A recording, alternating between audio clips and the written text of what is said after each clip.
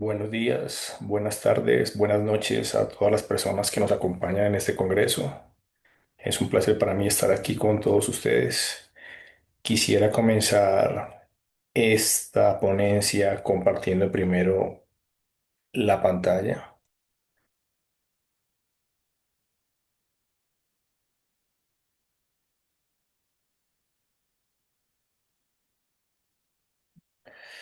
Bien, esta ponencia se denomina Severance, lo extraño como estructura argumental y audiovisual. Severance es una serie de televisión estadounidense realizada para Apple TV. Su tema central es un grupo de personas sometidas a un borrado de memoria, requisito para ingresar a las instalaciones de la compañía Lumon. Esto se logra gracias a un dispositivo inserto en sus cerebros, el cual se activa una vez entran a su lugar de trabajo y que los trae de regreso al abandonar el edificio.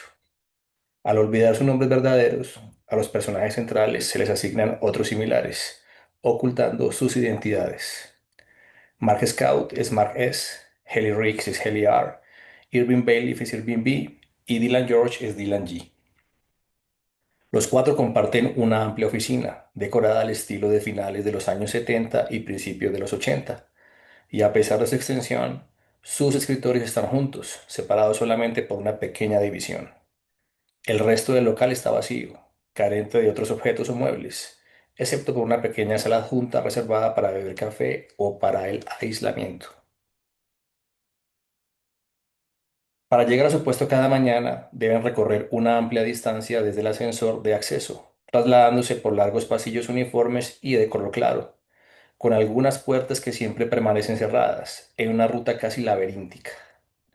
Desde el inicio, el espacio denota la singularidad, que si bien se ajusta a un despacho convencional, sugiere que algo no encaja, o hace falta, o está oculto a la vista.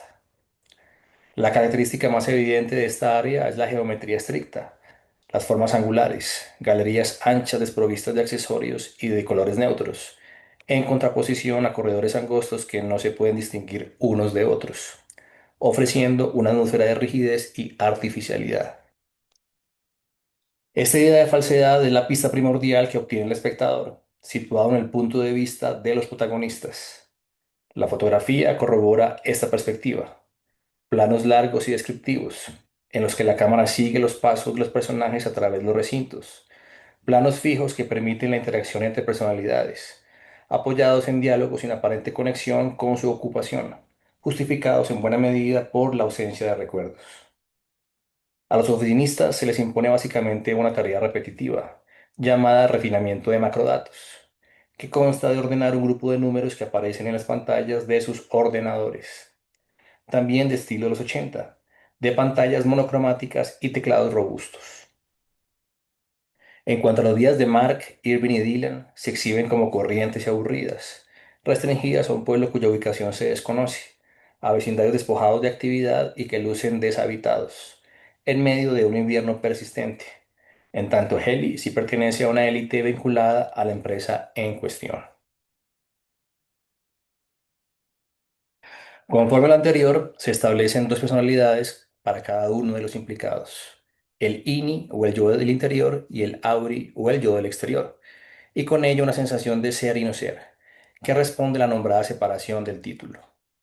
Los empleados son premiados y castigados por su rendimiento, recibiendo fiestas de corta duración, regalos con frutas y aperitivos saludables, o discursos que exaltan sus habilidades, todos pensados para su supuesto bienestar, rondando la tontería y el disparate, y que se producen intempestivamente. A medida que la línea de sucesos avanza, lo evidente deja de serlo y lo atípico emerge, incomodando a los protagonistas. Es en este punto que la dinámica de la serie se explica desde el concepto de Unheimlich introducido por Sigmund Freud. La clave no es lo desconocido, sino lo familiar que se ha vuelto extraño. Lo cotidiano, que debería prometer seguridad, se presenta como algo ajeno o amenazante.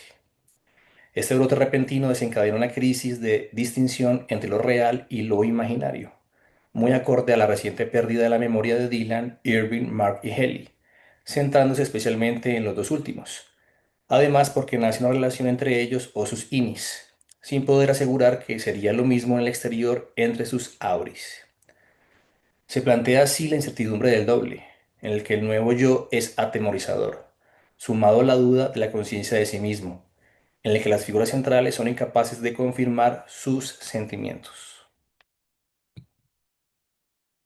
Es de este modo que poco a poco las escenas más sencillas desconciertan al público.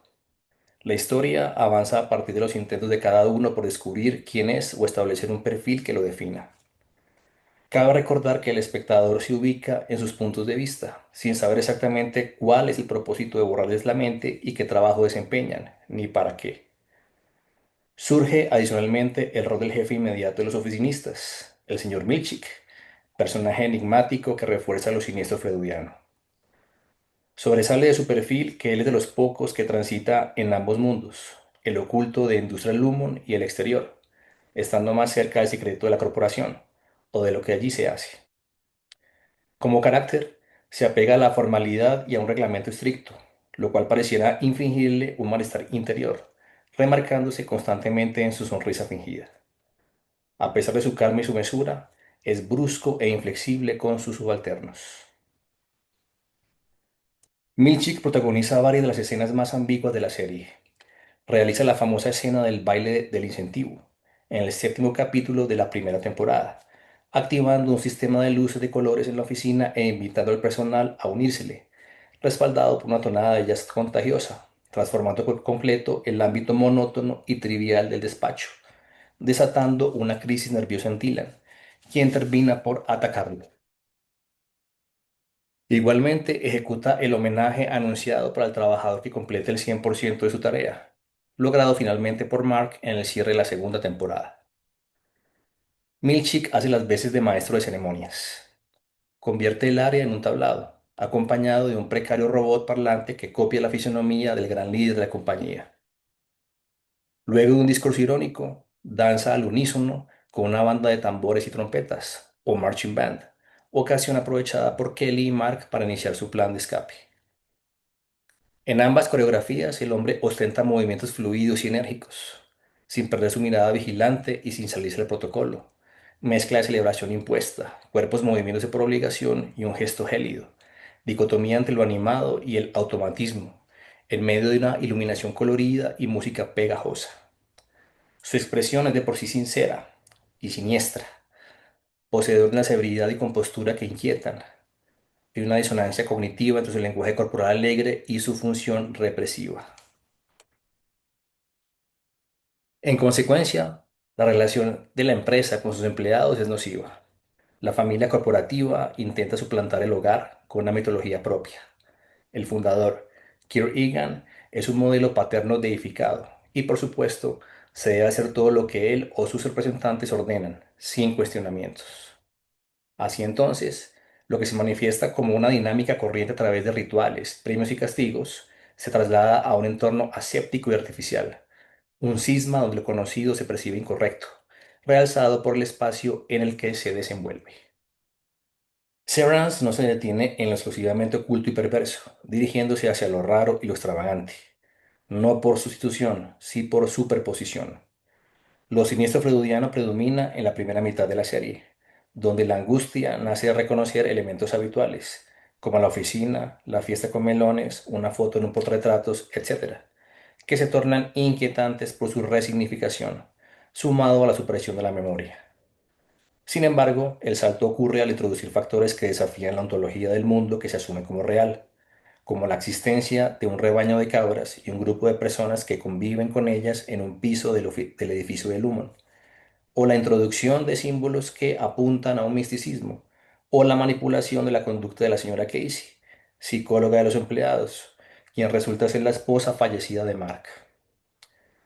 En este punto de la diégesis, la amenaza no es lo oculto y que sale a la luz súbitamente, como lo plantea Freud, sino la irrupción de una lógica externa e inhumana que está cargada de piezas palpables y abstractas que no deberían estar ahí, como lo explica Mark Fisher en su noción de lo raro y lo espeluznante, escapando a los dominios del propio sujeto.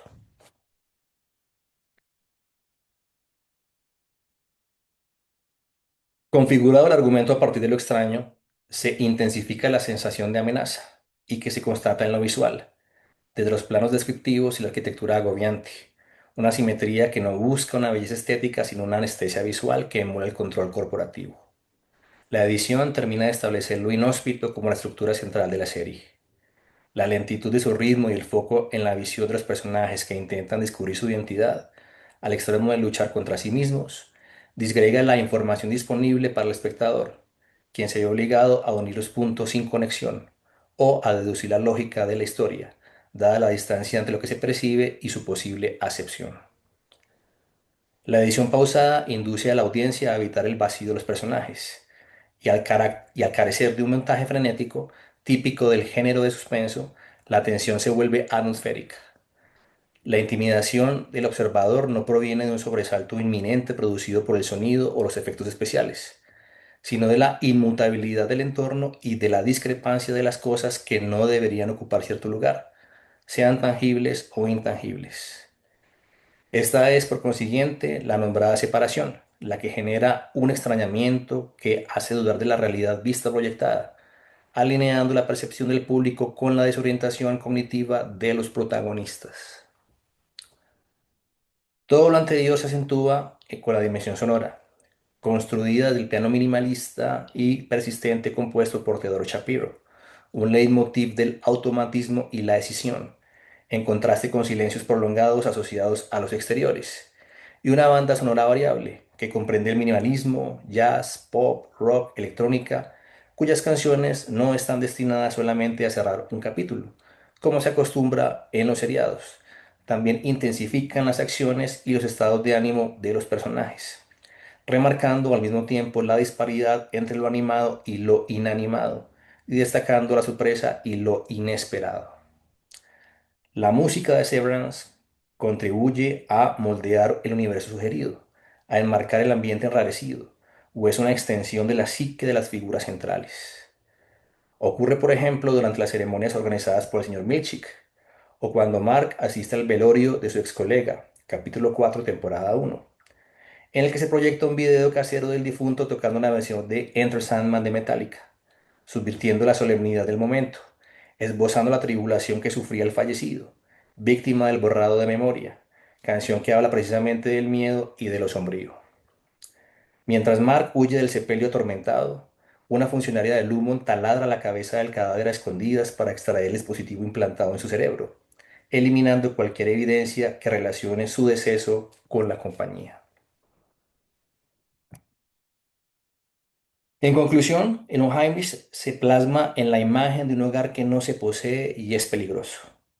Para el INI es su única realidad, su casa por obligación, la cual no resulta ser confiable, haciendo que el ámbito familiar se torne repulsivo.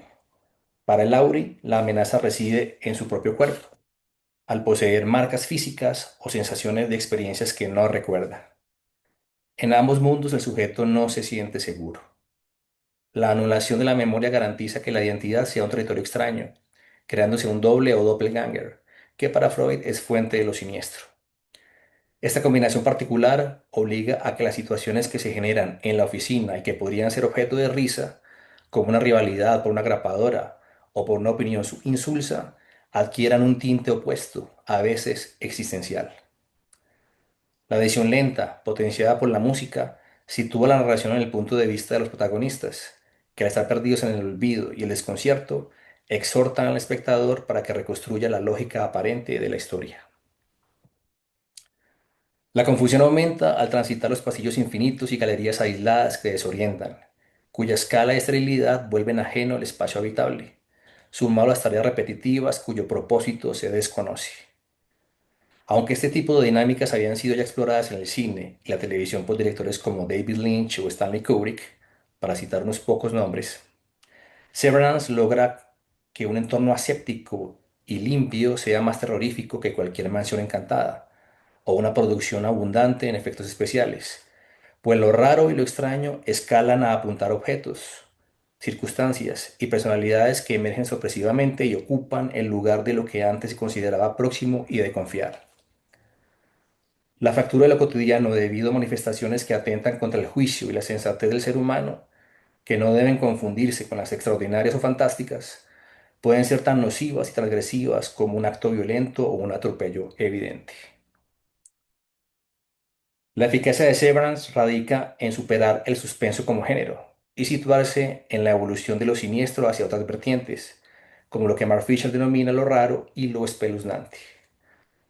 La obra hace de lo familiar algo indescifrable mediante la irrupción de lo externo y lo extraño, materializando lo desconocido desde la fragmentación de la realidad, para que el mundo al que se está adaptado se presente irreconocible y oscuro. La separación no constituye solamente un conjunto de piezas sueltas y sin conexión. Es un rompecabezas que debe unirse, ofrecido como estructura argumental y audiovisual coherente. Muchas gracias por su atención. Estoy a su disposición para cualquier pregunta o inquietud que tengan. Y una vez más, reitero, es un placer estar aquí con todos ustedes. Gracias.